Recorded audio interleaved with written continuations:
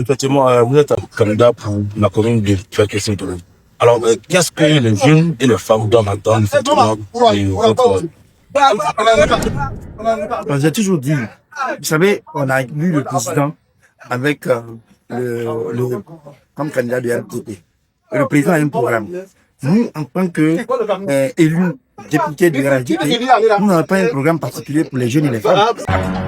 Mais bon, poursuivons. Le programme du gouvernement du président pour les jeunes et les femmes que nous allons essayer de renforcer au niveau de Fekese. Si vous êtes élu, qu'est-ce que les jeunes, les femmes doivent attendre effectivement du député de Fekese? Merci bien, ça. Vous savez, quand on parle du rôle du député, les gens voient tout de suite l'Assemblée nationale aller juste voter des lois, lever la main pour, contre et c'est fini.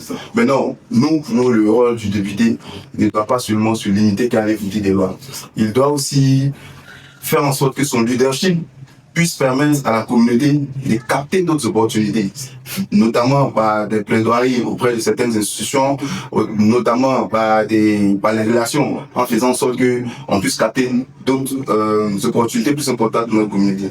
Donc pour la question des jeunes et des femmes, il est évident que le député n'est pas créateur direct d'emploi. Donc pour nous, quand nous allons arriver aux affaires, nous comptons mettre en place un système qui va permettre à notre population de pouvoir bénéficier de plus d'emplois. Au niveau des jeunes et des femmes. Nous prévoyons, après notre élection, mobiliser les partenaires de sorte à mettre en place un fonds d'accompagnement des jeunes et des femmes à s'insérer pour ceux qui ont des projets d'emploi. Donc en fait, sur la question d'emploi, en plus de cette action directe, il y a l'action des politiques publiques. Et c'est là aussi le rôle du député à l'Assemblée nationale. L'État a mis en place un dispositif qu'on appelle le Code des investissements, qui est un mécanisme qui permet de capter des investisseurs pour notre pays. Le Code des investissements, c'est un mécanisme que je connais très bien parce que je travaille au CPC dans ma vie de tous les jours, dans mon activité de tous les jours, j'accompagne des investisseurs qui viennent s'installer en Côte d'Ivoire. Le Code des investissements tel qu'il est fait ne permet pas un développement équilibrer notre Côte d'Ivoire. Parce que il essaie de répartir en zone A, zone B, zone C. Je vais pas être assez technique, mais je vais essayer que vous puissiez comprendre. La zone B, par exemple, c'est les chefs-lieux de région. L'État accorde des avantages aux entreprises qui s'installent dans ces localités pour ne pas payer trop d'impôts, mais l'État les permet de recruter, et ainsi de suite.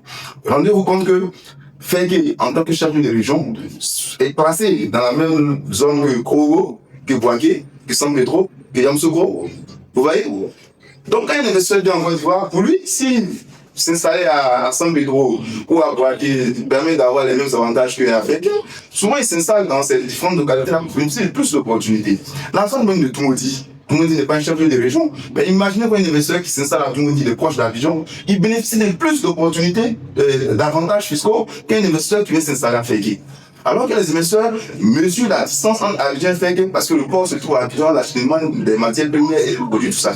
Donc pour nous, il va falloir travailler de sorte à ce que ce dispositif-là puisse tenir compte des disparités régionales et faire en sorte que même si Fekese est une zone B, une chef-lieu de région, puisse avoir plus d'avantages qui peuvent amener les investisseurs à s'installer à Fekese. Donc pour nous, une telle action aussi, nous parvenons à faire modifier ce dispositif-là, ça permettra de capter plus d'entreprises dans notre zone industrielle à Fekese et même des entreprises non industrielles. Et bientôt, notre plateforme de justice du port sec qui pourra permettre aux entreprises d'acheminer facilement leurs marchandises. Pas seulement favoriser la création d'emplois. Donc pour nous, il ne suffit pas juste d'appeler X, Y pour leur donner un emploi, un, deux, c'est sûr. Il faut faire en sorte qu'il y ait une création massive d'emplois.